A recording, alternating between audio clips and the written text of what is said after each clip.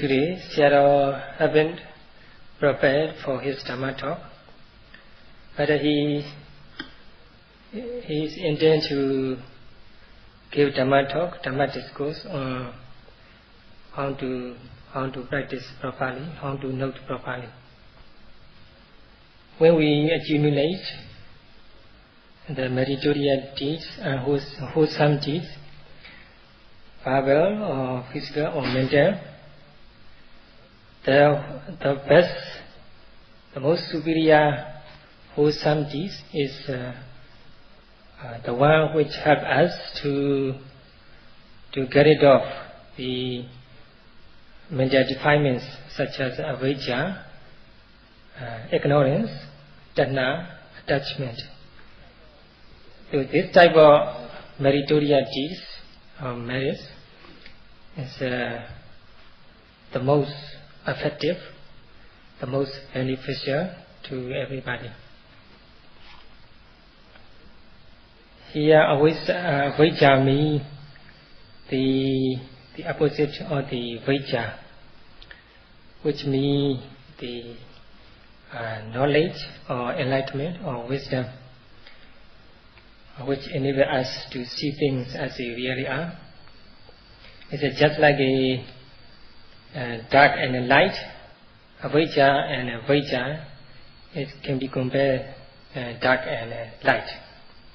They are the opposite phenomena. So, unknowing the truth or suffering, or the cause of the suffering, and the path or the method which lead us to the cessation of all types of suffering, and then the practice or the ultimate peace, where there is no suffering at all. So this type of unknown ignorance is called avijja, not knowing the truth. In Pali, apatipatti avijja. This avijja is not just knowing the truth, but also is knowing untruth, knowing false knowledge, knowing untruth. So that you or someone may think the suffering, the truth or suffering, as they mistake truth or suffering for the happiness or pleasure, or taking the cause of suffering as the cause of the pleasure or happiness, or believing the cessation or psychophysical phenomena as the suffering,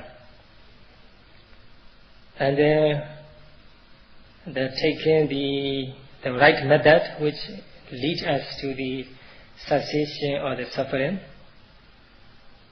we take this as wrong path, as the wrong path.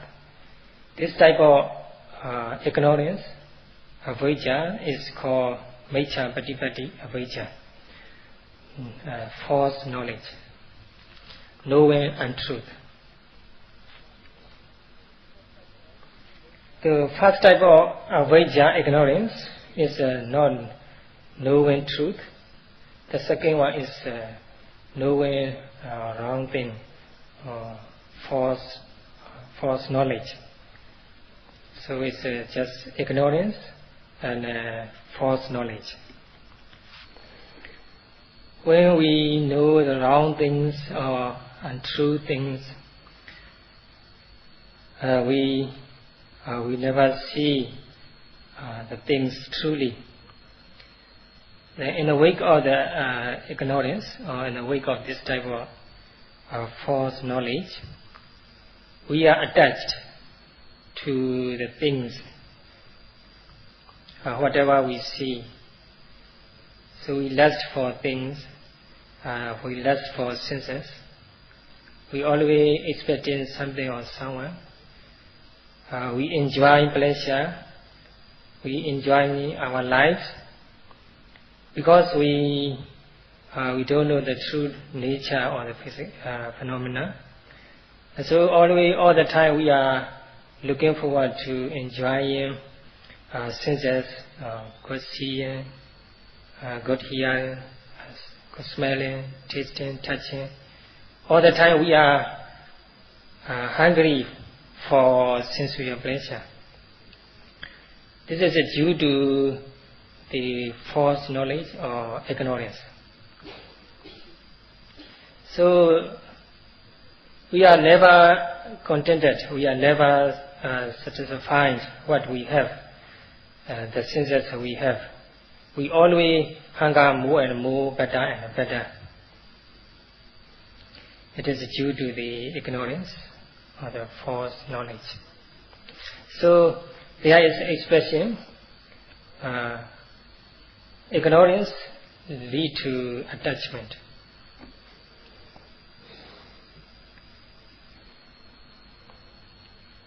So the ignorance bring about the attachment.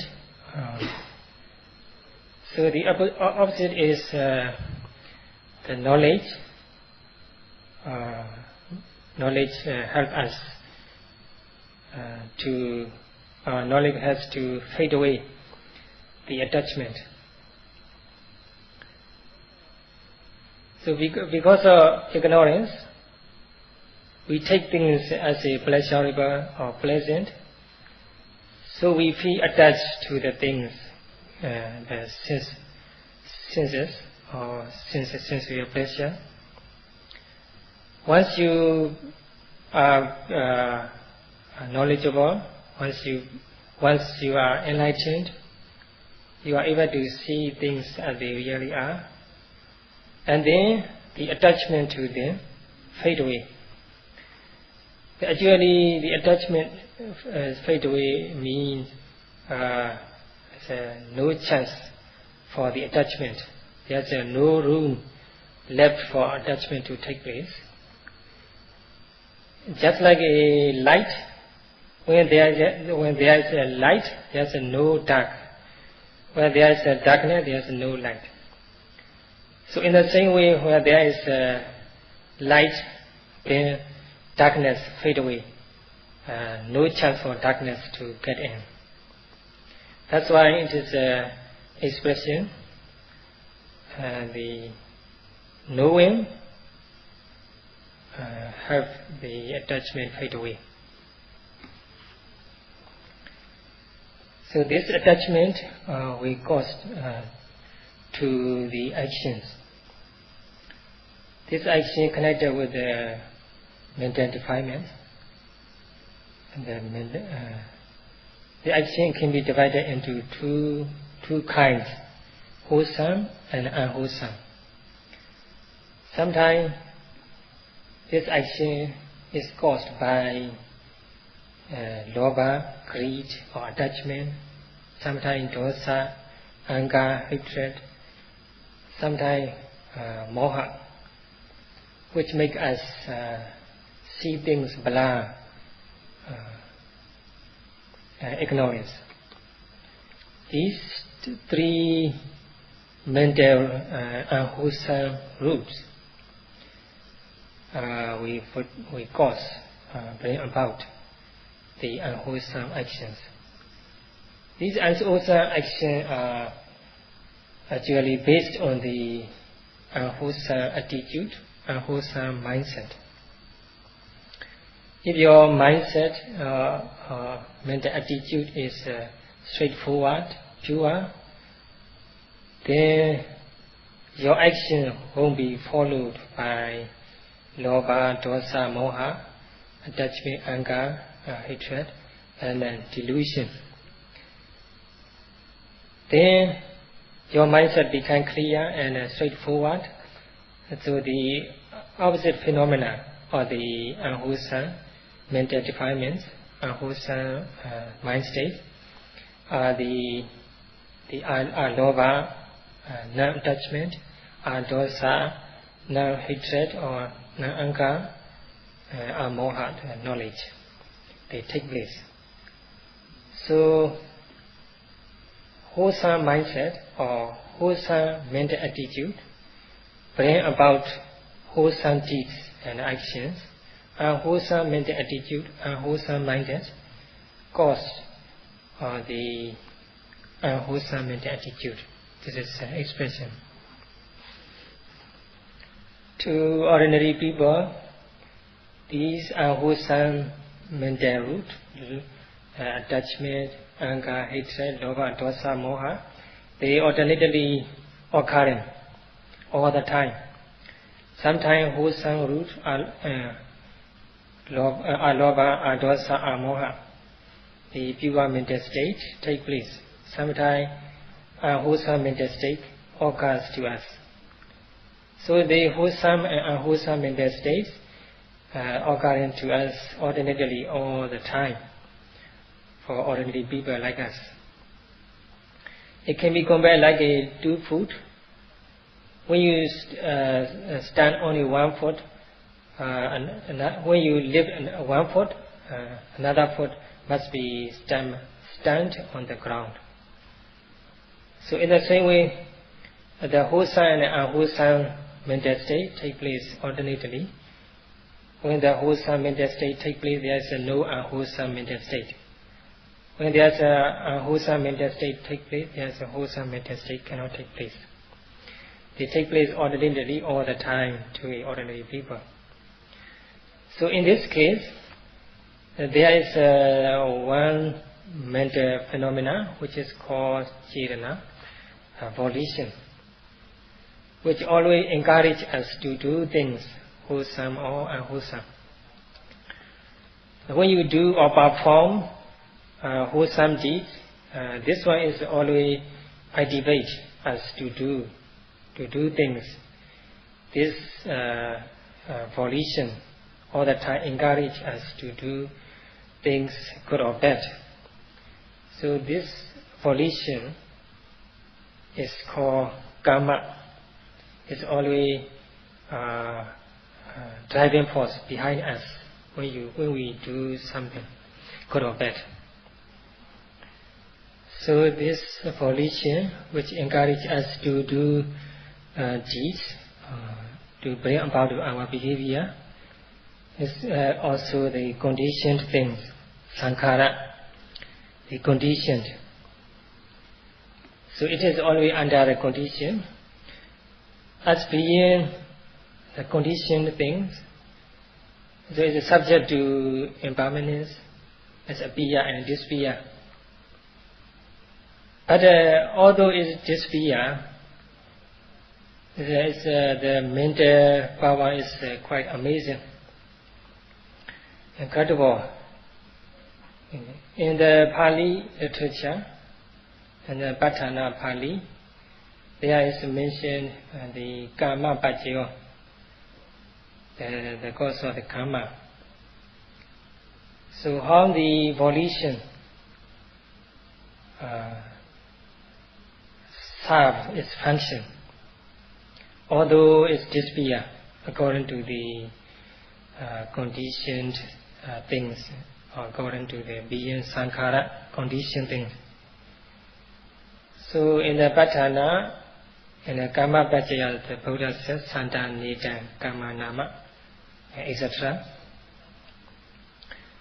So here Santana means the process of psychophysical phenomena, life after life.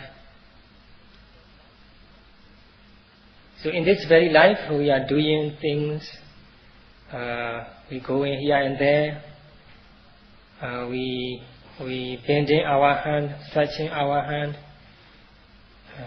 going here and there, etc. So many behavior and action we are doing. These are process of the psychophysical phenomena and their interrelation. So this is called santana. So they are all subject to impermanence. So sankhara, conditioned things. So in due course of time, they appear and disappear.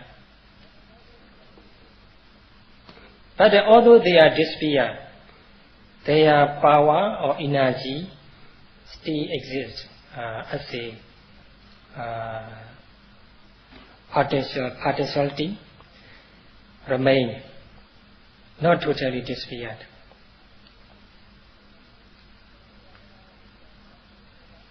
So whatever karma, whatever actions we do, good or bad, the volition and our behavior action is disappeared straight away after having taken place. But the power or the energy or potentiality of the volition exists forever. Life after life. It is not a psychophysical phenomena, but it's just energy or potentiality, good or bad. So it depends on our mental attitude and mindset. If the mental attitude or mindset is pure or wholesome, the volition, the power or the volition or karma is wholesome. So it lives, it's energy behind throughout our process of psychophysical phenomena. It's not like the candlelight. The candlelight may be blown out by the wind, no more at all. But this psychophysical phenomena process, there is a karma volition power is left from life to life, from life to life.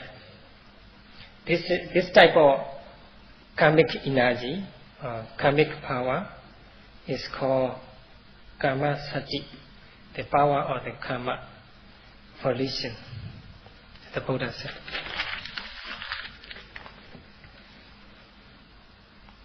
This karmic energy, karmic power can be compared with roughly compared with a seed or a fruit.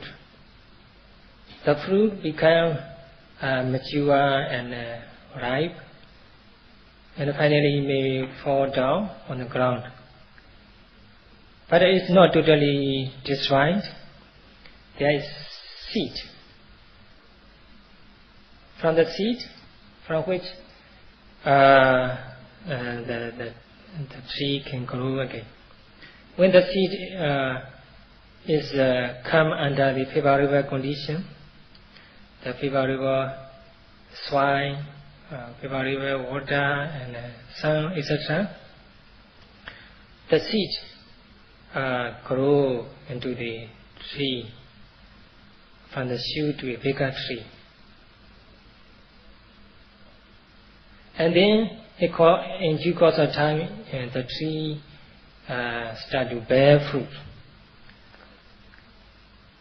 So the fruit not totally destroyed. This the energy potentiality lasts long from generation to generation.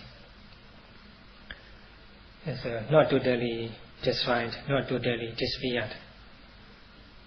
So in the same way, the volition, which is the driving force or the behind our actions, although disappear, this karmic energy, volitional energy or power, like a seed, under favorable condition, in due course of time, this bring about the benefit accordingly.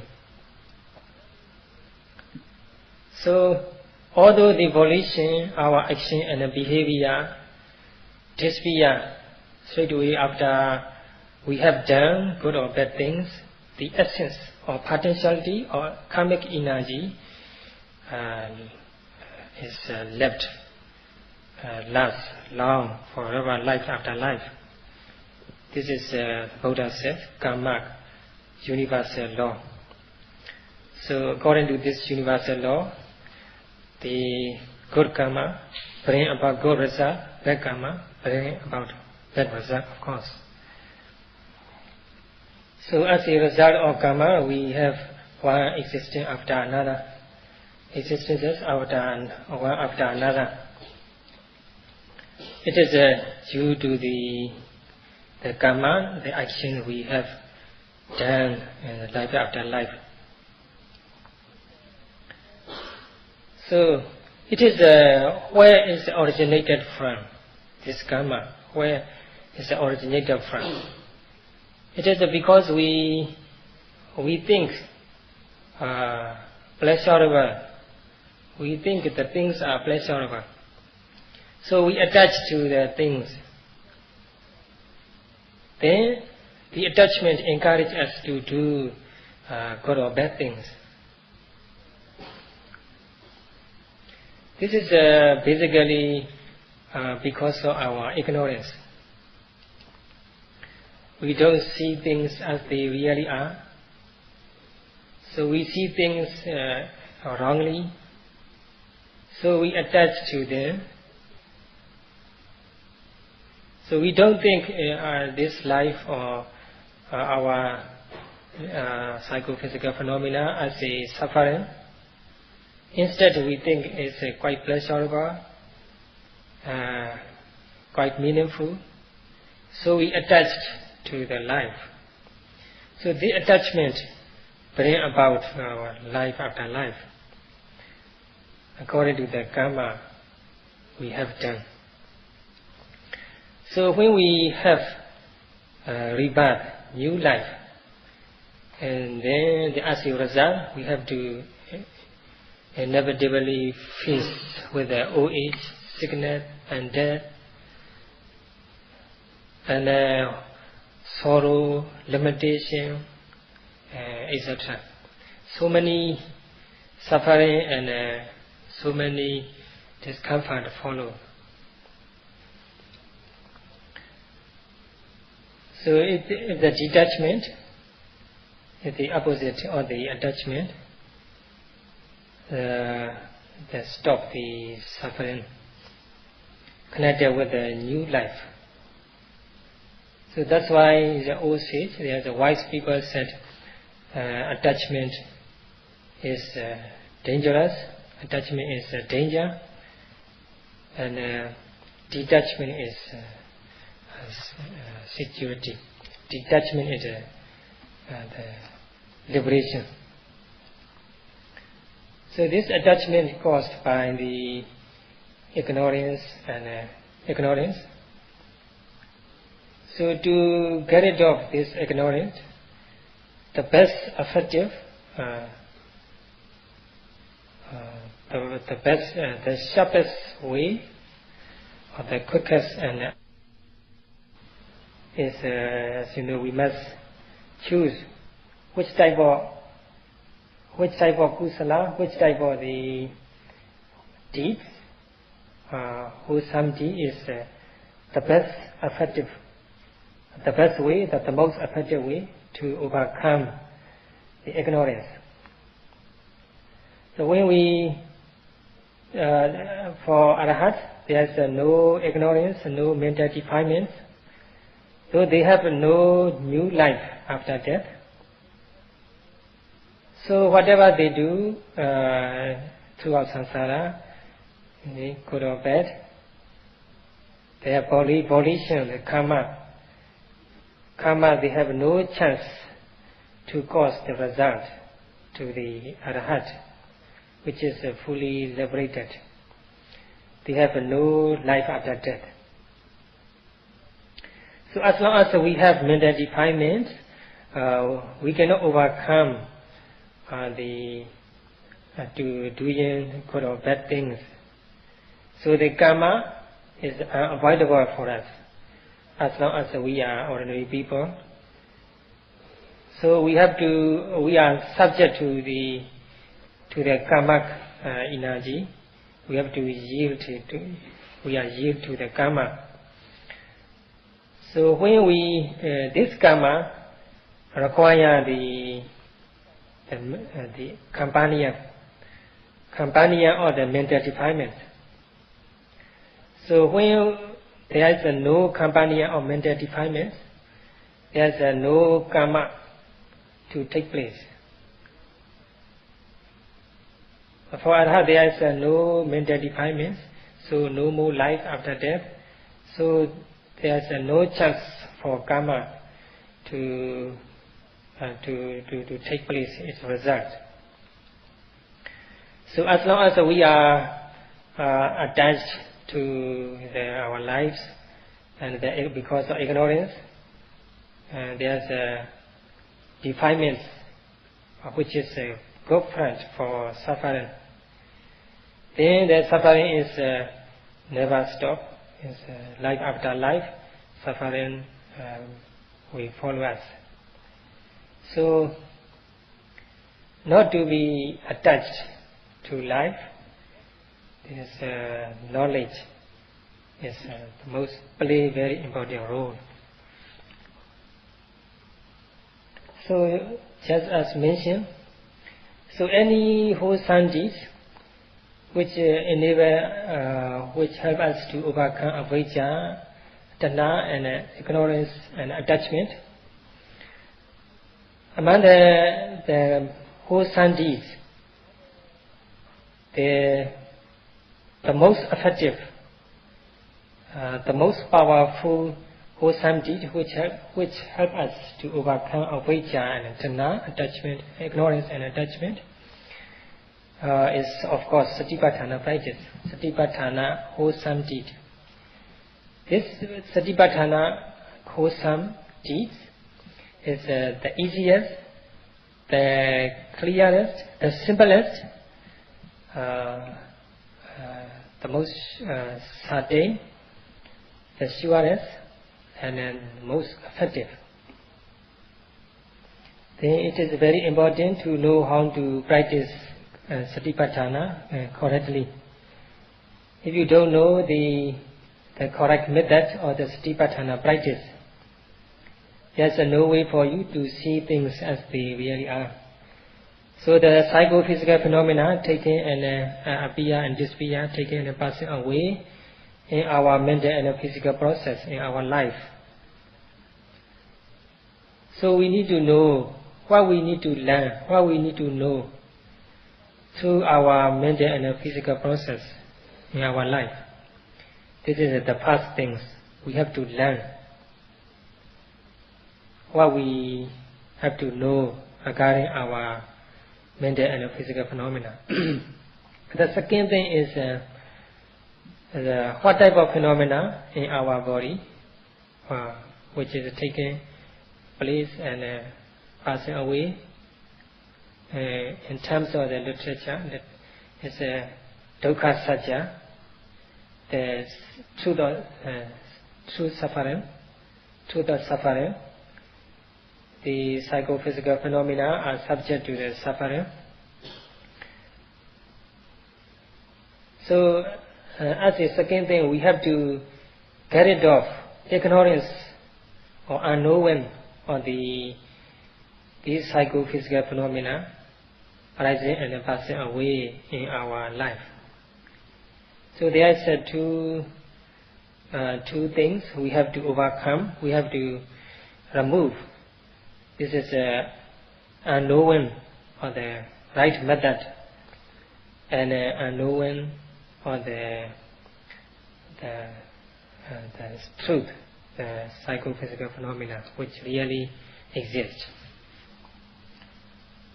If you get rid of these two types of the ignorance and knowing, then the knowledge, two types of knowledge, the opposite of the unknowing, ignorance take place. So the unknowing the truth practice, it can be removed by learning. To get rid of, to remove the unknowing, the true practice, correct practice, you have to learn by listening to the Dhamma or discussing with the suitable people or by reading the suitable books. So either way, you have to learn how to practice properly, correctly. For example, suppose sila, how to keep our behavior pure and free from mental defilements. We have to how to keep our moral conduct. We have to learn. We have to refrain from the killing, stealing, sexual misconduct, telling a lie, and using intoxicating things. And then, by doing so, we can get rid of this type of ignorance. So we learn about our moral conduct. Then the knowledge takes place. How we make our conduct, mental and verbal conduct pure, we know. Then we overcome the ignorance the unknowing or the true practice, true method. And then as a result, we can get rid of the transgressive mental defilement, which encourage us to commit misdeeds, physical and verbal. This is instant benefits we can get from the moral conduct, sila. And then, regarding the mental defilements, the partial defilements, the satipatthana practice is very helpful. We have to be mindful all the time. Whatever mental or physical or emotional objects occur to us, we have to be mindful of the object. We have to be aware of the objects as they are. When the mindfulness becomes strong or powerful, then our mind becomes peaceful and calm, away from the mental defilements. And then our mind is civilized, tamed, polite and gentle when the mental defilements are away. Then we know the method, correct method, how to purify our mind. We learn this. This knowledge helps us to overcome unknowing the true practice. So through the help of the satipatthana practice or mindfulness practice, we have to protect ourselves or our mind from mental defilements. If they occur, in case they occur, or if the mental defilement occur to us, we have to get rid of them by noting them straight away. Once we notice them, we note it and get rid of them. In this way, we learn how to practice correctly. And then we need to root out the potentiality of mental defilements through the vipassana practice. By practicing vipassana, accumulating or developing insight knowledge. This is a correct method, correct way of practice. Then we can overcome unknowing correct practice. As a result of our correct method, correct practice, our mind and our mental and physical behavior become civilized, tamed and gentle and admirable. These are the benefits we can get from the knowing correct method.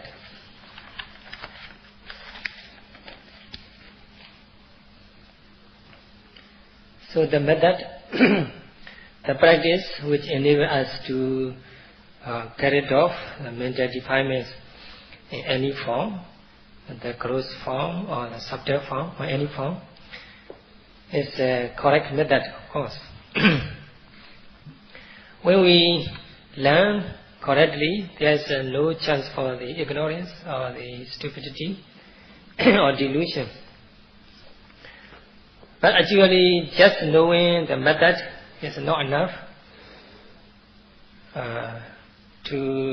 We have to put it into practice. So we have to see what really happening to us, what really appearing and disappearing to us all the time. What we have to learn from our body, our lives, is through the 6 sense doors. There are so many things or psychophysical phenomena all the time taken and passing away through the 6 sense doors. We have to focus our mind on it the moment they take place. If we cannot focus or if we cannot be aware of the psychophysical phenomena which are taken and passing away in our body, our life, the moment they take place, and then the moha, the ignorance, the delusion becomes stronger and stronger. So by noting the phenomena, the moment they take place, we can get rid of the ignorance and the delusion. So the delusion must be removed by noting the phenomena the moment they take place. Then the insight knowledge occurs to us. So to obtain such an insight knowledge, all we need to do is, of course, just note phenomena the moment they take place through the 6 senses, through the six sense doors. For example, the rising, falling of the abdomen, or the seeing, hearing, smelling, tasting, touching, or thinking. We have to note seeing the moment and we see. Then we can learn the phenomena of the seeing phenomena. So, and similarly, the moment we hear, note it hearing. The moment we smell or taste or touch, we note it accordingly. The moment we think about the moment the wandering mind take place, we must note it as it is. Then we are aware of their nature. We learn their nature. We know them as they really are. Unless we note the phenomena the moment they take place, there's no chance for insight knowledge to take place. So to get rid of the ignorance, we have to note the phenomena the moment they take place. There are so many things taken and passing away in our mental and physical process. So there is an expression, noting the objects to know help us to get rid of mental defilements, ignorance. So in this case, there are 2 factors are required. It is saddha, faith, and sandha, zeal or the will. We must have a strong faith in our practice, which enables us to get rid of all kinds of mental defilements. And then also the sandha, will or zeal is required to practice strongly. In this case, another factor is jhanic factor. We must aim at the objects. We must focus our mind on the objects. For example, rising, falling, or the abdomen.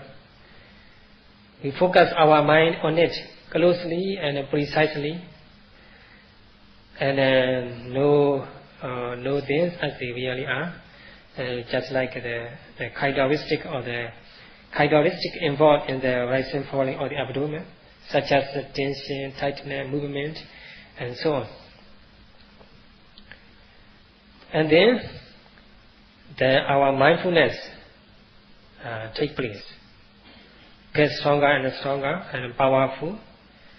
Then the concentration also become powerful, which enable us to see the true nature of our mental and physical phenomena, mind and body, impermanence, such as impermanence, unsatisfactoriness, or non-ego entity, etc.